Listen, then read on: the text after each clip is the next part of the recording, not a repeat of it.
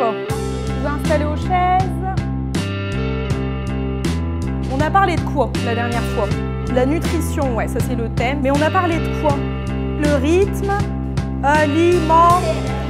alimentaire. Donc le rythme alimentaire, pour vous, c'était combien de repas?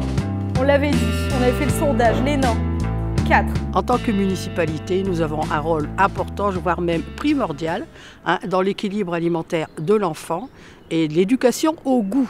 Il est extrêmement important de sensibiliser les enfants au rythme alimentaire et par le biais des enfants de toucher les familles. En ce qui concerne les rythmes scolaires, ce ne sont pas des temps occupationnels, ce sont des temps interactifs où l'enfant peut réfléchir, discuter avec les animateurs et les autres enfants de ces problématiques. Et c'est un moment convivial à partager, un moment d'échange très important. Quand VIF a proposé ces ateliers, pour nous, il était tout à fait évident d'y participer. Le programme Vivons en Forme a conçu avec des experts des ateliers ludopédagogiques à mettre en place lors des temps périscolaires. Ces ateliers s'articulent autour de 3 modules. Le premier module « Garde le rythme », ensuite « Bonbons, chocolat, friandises, sucrées, salées, mode d'emploi » et enfin « L'importance de boire de l'eau ».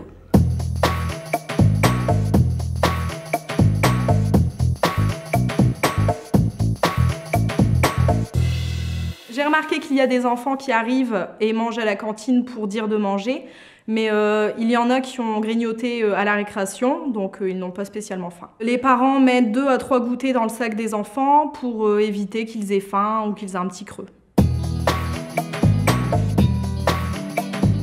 Les repas rythment la journée. Tout d'abord, le petit déjeuner. Après une bonne nuit de sommeil, l'enfant a besoin de faire le plein d'énergie pour être en forme toute la matinée, assurer une bonne concentration à l'école et également éviter le grignotage jusqu'au repas du midi. Le déjeuner est le deuxième repas de la journée, très important pour les enfants, parce qu'ils se sont concentrés à l'école et également ils se sont dépensés lors de la récréation. Et donc leur corps a à nouveau besoin de carburant pour bien fonctionner. Le goûter doit être unique, il doit permettre de compenser la fatigue accumulée à la récréation et l'après-midi à l'école, et de mieux tenir jusqu'au repas du soir. Et enfin, le dernier repas, le dîner, est le moment idéal pour se retrouver en famille et partager un bon repas, pour avoir le ventre plein et tenir jusqu'au lendemain matin.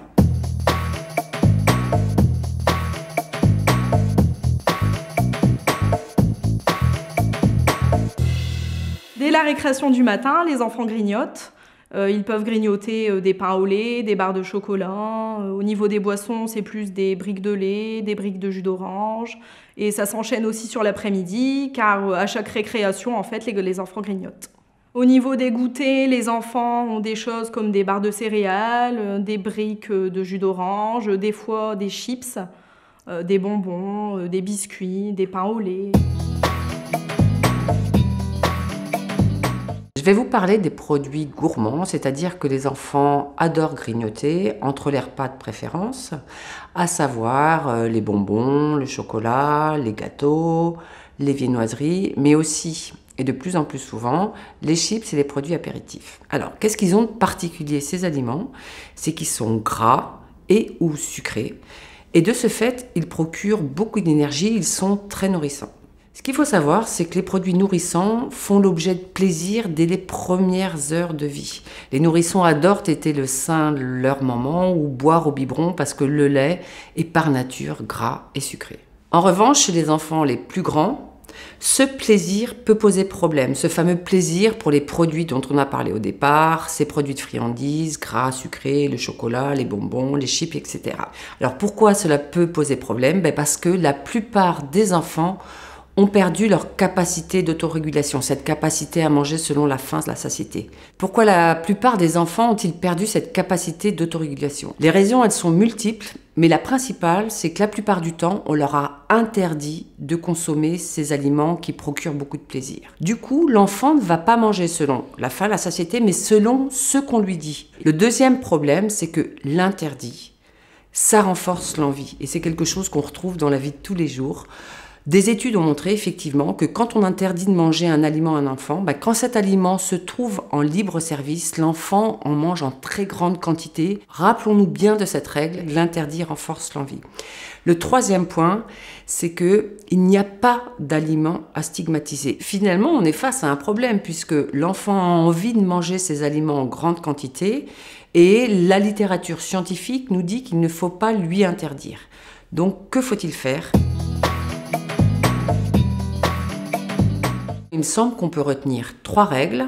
La première, ne pas interdire, stigmatiser aucun aliment, car aucun aliment n'est dangereux en soi.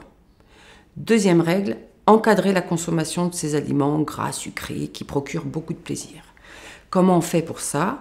Premièrement, on propose des quantités raisonnables et pour ça, on peut se fier aux repères proposés dans le cadre des ateliers Vivons en forme. Deuxième point, parler de plaisir, ne pas culpabiliser la consommation de ces aliments et donc on déguste, on prend son temps et on fait rien d'autre à côté. Troisième règle, ne jamais parler de poids avec l'enfant parce que sinon on risque de renforcer une tendance actuelle qui est très dangereuse, celle de voir le nombre d'enfants qui ont des troubles du comportement alimentaire type anorexie se développer. Donc en conclusion, on n'interdit pas, on encadre et on prend du plaisir.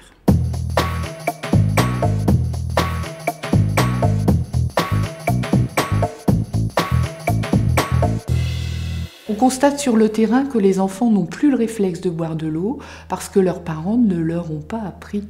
Dans le cadre de la restauration scolaire, nous servons systématiquement de l'eau à table parce qu'on se rend compte qu'en famille, ils sont tentés d'utiliser les sodas et les boissons sucrées, même pendant les repas. On constate malheureusement qu'actuellement, on a une perte du goût de l'eau chez les enfants. C'est pourquoi il est important de rappeler tout le temps que l'eau est la seule boisson indispensable et à consommer à volonté. Le corps est composé à 60% d'eau et un enfant perd quotidiennement de l'eau, donc lors de la respiration, de la transpiration ou quand il va aux toilettes. Et donc boire permet de compenser ces pertes et de maintenir l'équilibre en eau nécessaire à son organisme. À volonté, eau du robinet, eau de source, eau minérale, eau pétillante, toutes les eaux sont bonnes. Dans le cadre de nos ateliers sur l'eau, nous avons conçu un atelier bar à eau afin de faire redécouvrir le goût de l'eau aux enfants. Il nous semblait intéressant de redonner des petites astuces aux parents pour inciter leurs enfants à boire de l'eau quotidiennement. Donc par exemple, mettre une petite bouteille d'eau dans le cartable de leurs enfants ou utiliser une paille à table. Les ateliers ont été conçus pour être simples, accessibles à tous les animateurs qui devront les proposer aux enfants, pour lesquels ils constituent bien sûr un moyen d'apprendre, mais également de s'amuser. Les animations se déroulent en 2 temps. Une première phase permettant l'implication des enfants, grâce à des quiz, des questionnaires, un débat sur leur connaissance du sujet. Un deuxième temps de mise en pratique sur des supports et avec des activités variées, théâtre, découpage, dessin, mime. Vous disposez d'outils pratiques pour la mise en œuvre de ces animations. Pour les préparer, un book présentant pour chacun des ateliers un mode d'emploi détaillé, des fiches actions, la liste du matériel nécessaire. Vous trouverez dans le book également des modules d'évaluation. Ils permettent de faire le point au début de chaque atelier et à la fin de ceci, de s'assurer de la compréhension des messages transmis, mais également des changements de comportement attendus. Ces modules d'évaluation servent également à apprécier la satisfaction des animateurs sur le déroulement des ateliers et sur les outils proposés. Pour l'animation elle-même, vous disposerez de supports collectifs ou individuels, des affiches, des posters à compléter, des images à découper. Enfin, un dépliant est remis à chaque enfant à l'issue de l'atelier afin qu'il devienne à la maison et pour son entourage l'ambassadeur de ces bonnes pratiques. Les ateliers ont été faciles à mettre en place car on avait le classeur où tout était indiqué, il y avait les consignes, les fiches. Les enfants ont accroché avec les personnages, les couleurs, ça leur a plu. Un dernier point, les ateliers ont été menés avec des groupes tests et appréciés par plus de 90% des participants.